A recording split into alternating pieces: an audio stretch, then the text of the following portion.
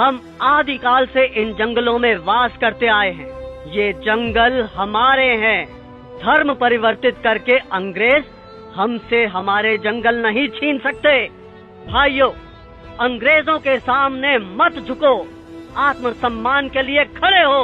बिरसा के अनुयायी गांव-गांव में जाकर बिरसा की इस शिक्षा का प्रचार करने लगे। उसके कहने से वनवासियों ने अंग्रेजों को लगान देना बंद कर दिया। ये सब देख अंग्रेजी हुकूमत तिल में ला गई और उन्होंने बगावत भड़काने के जुर्म के लिए बिरसा को 2.5 साल की कठोर कारावास की सजा सुनाई। लेकिन बिरसा का आंदोलन अब रुकने वाला नहीं था। न वनवासियों ने लगान दिया, न बेगारी की। बिरसा के छूटने पर सारे वनवासी उसके गांव में इकट्ठा हो गए। बिरसा की क्रांति की पुकार से सिंह भूमि, चाईबासा और रांची के जंगल गूंज उठे। अब वक्त आ गया है जब हम अपनी जमीनें अंग्रेजों से वापस लेंगे और एक नए सतयुग का आरंभ होगा। हम इस धरती के पुत्र हैं और यहाँ हमारा राज होगा। बिरसा गांव-गांव घूमकर अंग्रेजों के खिलाफ मोर्चा बढ़ाने लगा। बिरसा के अनुयायी तीर कमान से लड़कर भी अंग्रेजों की बंदूकों पर भारी पड़ने लगे। वे जंगल से आते और अंग्रेजों को मारकर गायब हो जाते। जिस तरह बिरसा हम पर और हमारे ठिकानों पे हमला कर रहा है, ऐसे तो ईसाई धर्म का यहाँ अंत ही हो जाएगा।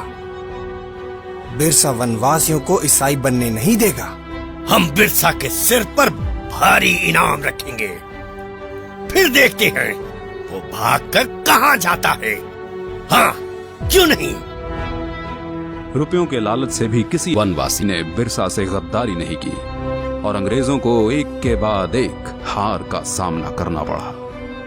एक बार जंगल में खाना बनाने के धुएं से अंग्रेजों को बिरसा के ठिकाने का पता चल गया। सभी वनवासी सरदार बिरसा समेत पकड़े गए और उन्हें सख्त कारागार में डाल दिया गया। बिरसा की कमर और पैरों में लोहे की बेड़ियां डाल उसे एक छोटी सी कोठरी में बंद कर दिया गया। अंग्रेजों ने उसके खाने में आर्सेनिक नाम का जहर डालकर उसे मरवा डाला और दुनिया को ये बताया कि वो हैजे से मर गया। मात्र 25 वर्ष की आयु में बिरसा अपने धर्म और देश की रक्षा के लिए शहीद हो गया। 25 साल में इतना कुछ करने वाला कोई आम इंसान नहीं हो सकता और यही कारण है कि बिरसा मुंडा को भगवान का अवतार माना जाता है।